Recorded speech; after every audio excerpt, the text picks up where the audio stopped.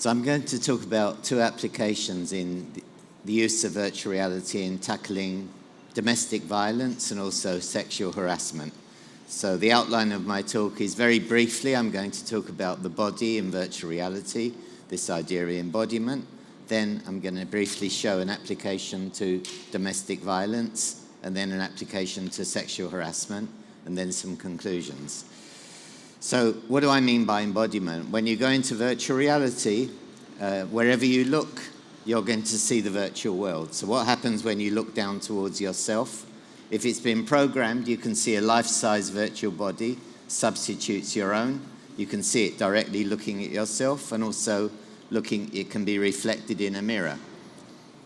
So what we found, and others over the years, is that first of all, you get although you know it's not your body, you get the illusion that it is your body. It's a very strong feeling that it's your body.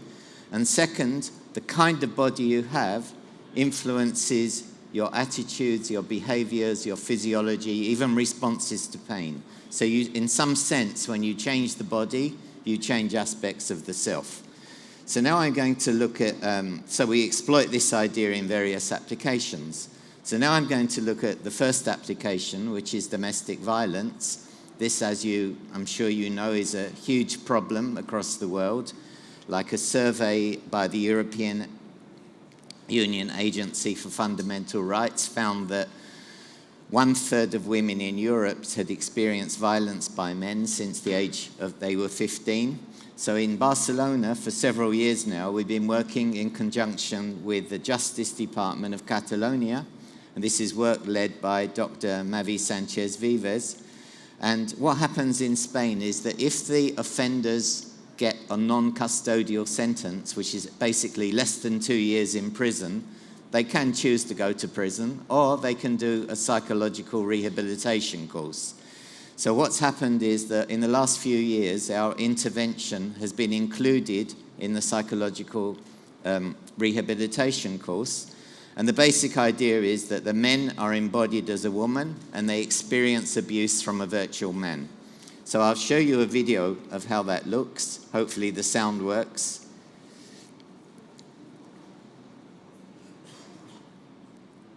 Yeah. Have you seen yourself Can in it the be mirror? made louder, please? I mean, where do you think you're going looking like that, huh?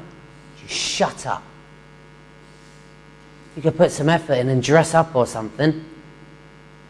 So this is the man Look at embodied me. as a woman. If he looks down, he'll see the woman's You're body. 20 years older than you actually are. Do you know, there's not one woman out there who looks as wretched as you do right now. I said, shut up, you fat cow. If you talk, he'll You're respond to you. If you look away, he tells you to look Are at you going him. to say anything?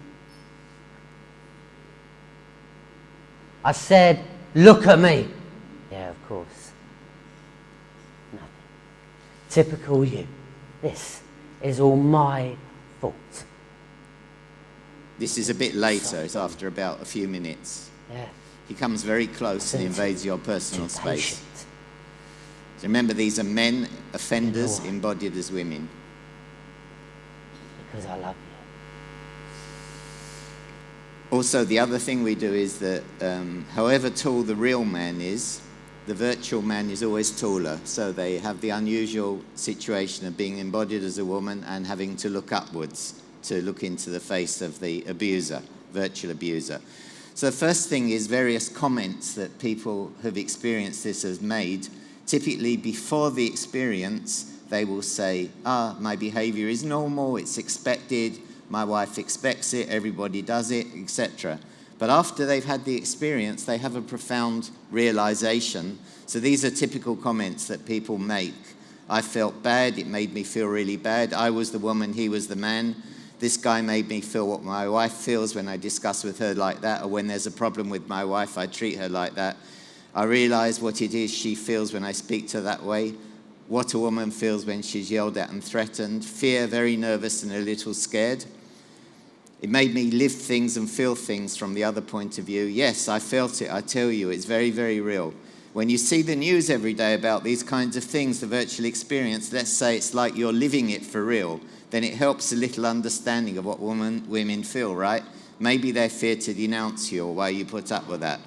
So we did a formal study where we had groups of abusive men and a control group. And what's found in the literature, not our study, but what's found in the literature is that in fast reaction time tests, abusive men tend to have a deficit in recognizing fear in the faces of women. They misinterpret fear in the faces of women. And this is a typical trait that people who do this kind of offending have. We found this compared to our control group. We found it in our own study. After the exposure, that deficit was substantially reduced, that they were better in a fast reaction time test at recognizing fear in the faces of women. Also, amongst convicted offenders, the exposure does seem to reduce recidivism, that is, the propensity to reoffend again. And here's some early data we have on that. On the left-hand side is a control group. These are people who did the same psychological rehabilitation course, but they didn't have our intervention involved. And on the right-hand side is the group that did have our intervention. The vertical axis is the probability of reoffending, and the horizontal axis is time. And as you can see, it's early days, but it looks pretty good, that those who had the virtual reality intervention, there were a few who reoffended quite fast, and after that it was flat. There was no more reoffenses. Whereas those who didn't have our intervention, basically the trend is just a constant slope upwards. Now I want to move to a second one, which is just everyday sexual harassment. And I saw this week in France, I think the first man maybe in the world got put in jail because of sexual harassment. So a survey by the US Equal Employment Opportunities Commission, I'm sure it's the same in Europe, 45% of their harassment claims that they had were sex-based. At least 25% of women experienced sexual harassment in the workplace. 75% of harassment victims experienced retaliation when they reported it. And somewhere between 87-94% of employees experiencing harassment don't file a formal complaint, I guess because they know there's going to be retaliation. So, and also sexual harassment costs companies millions of euros a year. So what we did is we made a group of people. So the basic idea of this is that you will often do something in a group that you wouldn't do individually. You wouldn't do by yourself because you know is wrong. So encouraged by others in their in-group, people might engage in behavior that they themselves would normally consider as wrong. The context is the sexual harassment of women by a group of men. And our question was whether their later behavior would be different depending on whether they experienced the situation a second time as part of the male in-group or as the victim. So a group of men are talking together in a bar. A lone woman sits at a nearby table. One of the men starts insisting that she join them. She refuses, and then the men become more and more insistent. So here, first of all, the subject is embodied in the man at the bottom right-hand corner. They're all talking about everyday things. I'll show you in a moment. And then one of the other men starts calling to that woman in the top left-hand corner to come and join them, and she refuses. The second time around, you're either embodied as one of the other men or as the woman. You experience the whole scenario again. So we had 20 women who the second time round were embodied as the woman, 20 men who the second time round were another member of the male group, and then we had a control group of 20 men who did experience this bar, but nothing happened in it. There was nothing at all happened. It was just a virtual reality experience of being in a bar. Now, how did we test our results? What we did is 1 week later, we called back all the participants, and they did a completely different scenario, which is the famous Milgram obedience scenario, where you're required to give electric shocks to a female subject, supposedly as part of a memory study. After about 8, so you'll see soon, but after a number of questions, she starts complaining, the virtual woman, that the shocks are too strong and she wants to stop. And there were 3 male characters in our scenario who encouraged the participants to continue whenever they didn't want to. And our measure was how many shocks did the participant administer out of 20. Just in case you don't know the Milgram scenario, I'll show a bit of it here. This was done as a study, a very, very famous, infamous study. Yale in the 1960s. Separated by a screen, the teacher would ask the learner questions in a word game and administer an electric shock when the answer was incorrect. He was told to increase the voltage with each wrong answer. Cloud, horse, rock, house. Answer. Wrong. 150 volts. Answer, horse. So, of course, the one getting the shocks was an actor, but he didn't know this. Continue, please. Go right on. The actor complains, let me out, and some of the subjects objected. Please continue. And if you consider what proportion of people would administer even 400 volts because the experimenter told them, and shockingly, it was 60% of people went all the way and administered 400 volts. And this became a very famous experiment, which is still reverberating today. So how did we use this? So this is our scenario. So this is the first session. As you'll see, it's just a group of men sitting in a bar talking. First of all, we do an embodiment phase where the subject get used to being in the body. They can see it when they look directly, and also in that reflective surface at the back, a mirror, a glass. Then the men just start talking, and they're talking of everyday things. It's in Spanish. Ya, es lo que nos toca. Yo llevo una temporada sin parar también. ¿Tú cómo te llamas? They include you, they're talking to you, what's your name, blah, blah, blah. ¿Qué chica hay ahí? ¿Nos parece que está buena? Can you make Ahora it sí a que bit te estás louder? preocupando de lo importante. Pues sí, sí que está buena, sí. Hola, guapa. Then ¿Cómo te he llamas? calls her and says, hey, beauty, come and join Oye, us. solo quiero saber tu nombre. She ignores him. Mira, estaba aquí triste, pero te he mirado y me has alegrado el día. Eres muy guapa. Ven y dame un besito. No te cuesta nada. Come and give me a kiss. Beso. Dejadme en paz, qué pesados. She ¿En says, leave me serio? alone. ¿No tenéis nada mejor que hacer? Haven't you got anything better to do? Dice que la molestamos. They keep ¿Pero qué te insisting. piensas? ¿Qué te crees? ¿Que no te he visto? No paras de morderte el labio, tocarte las piernas. Y no digas que no. Después no quieres tomar ni un trago con nosotros. Vaya, te gusta vacilar a los tíos. En serio, es que He's saying, intento leave her entender a alone. las The mujeres subject y is es saying that. imposible. No hay nada que entender, todas son iguales. They're all Ya the verás women cómo al are the final same. viene. Deja, ahora voy y te la traigo. Now, the second time round, in this particular one, you're embodied as another one of the men, and the whole thing just replays. So this is the embodiment phase. You're embodied as one of the other men.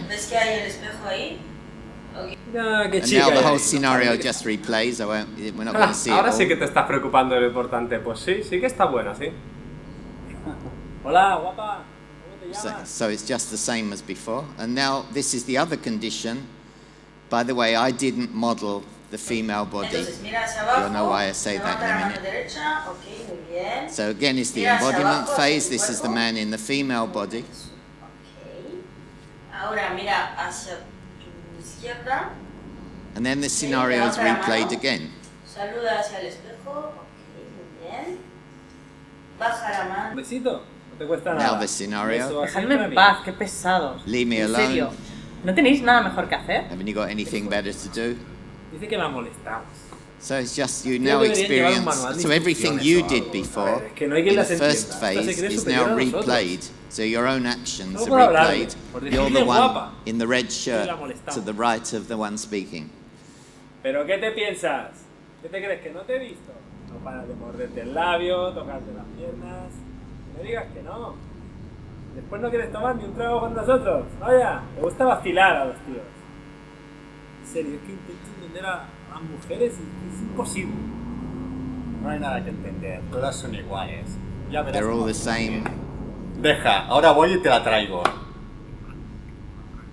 He says he's going to bring her over, and then he starts walking towards. Now, 1 week later, they experience this Milgram situation where we look at how many shocks will they give to this time the learner, the one who's answering the questions, is a female. En este caso, la valoración negativa corresponde a un castigo por cada So error. every time the virtual character gives a wrong answer to these questions, she gets a shock. Azul, verde, He has to give rather a shock. negro. And then there's 3 experimenters sitting around who will always encourage the participant to continue. Carretera, avenida, So he reads calle, out 4 words, and there's 1 camino. correct answer that she has to Avenida. remember. No, correcto. It's correct, so nothing happens. They move on to the next word. Ah, One was Plátano. wrong. Manzana, uva, naranja, limón. So it carries on like this, and after about 8 shocks, she's saying, I didn't agree to this, let me out of here. Then it gets worse and worse and worse as the time goes on. And the 3 virtual experimenters around will say things, hey, you agreed to do this, blah, blah, blah, and Va, no le hagas caso. women are always Ella también acepta complaining. nuestras condiciones. Ya sabes cómo son las So I'll move on to the results. So this is what happens. This is a histogram of the number of shocks they give. So remember I said after about 8 shocks, 8 or 9 shocks, the woman starts complaining to let me out. So those who the second time round experienced being one of the other men, basically a few of them stopped around 8, but most of them went up to 20. They gave all the shocks. For those, look at the right-hand side. For the control group who never experienced anything, they were just in the bar, but nothing happened. Some of them, a bit less than half of them, stopped before 8 9 shocks, and about half of them go on to give all 20 shocks. But those who were embodied as the woman, more than half of them stopped at or before the 8 shocks. So it had quite a profound effect. What happened to them 1 week before seemed to quite profoundly affect their behaviour with respect to the number of shocks 1 week later. So re-embodiment of the woman or as another member of the group both had strong effects. Being another member of the group encouraged you to give more shocks, and being a member of being the woman encouraged you to give less shocks. So as soon as the woman starts complaining in the second week, the greater the probability that you would stop. Being in the group led to a greater tendency to give shocks. And actually this research was funded by the Office of Naval Research in the US. And what they were interested in was this problem that group affiliation can lead you to carry out an action that you may not have individually wanted to do. And this is like an illustration of this. By the way, what we did is people in the group session, later they did experience, after the whole experiment, they did experience being the woman, so that we tried to reduce the tendency that the experimental condition had. So my conclusions, which seem to have vanished, I don't know. So my conclusions is virtual reality is very good for this kind of thing, because you can give people experiences, I don't know where my conclusions have gone, you can give people experiences that they just can't have in any other way. These are the various people involved, and the funding has been mainly from European Union on the domestic violence and from the Office of Naval Research on the sexual harassment. So that completes my talk. Thanks.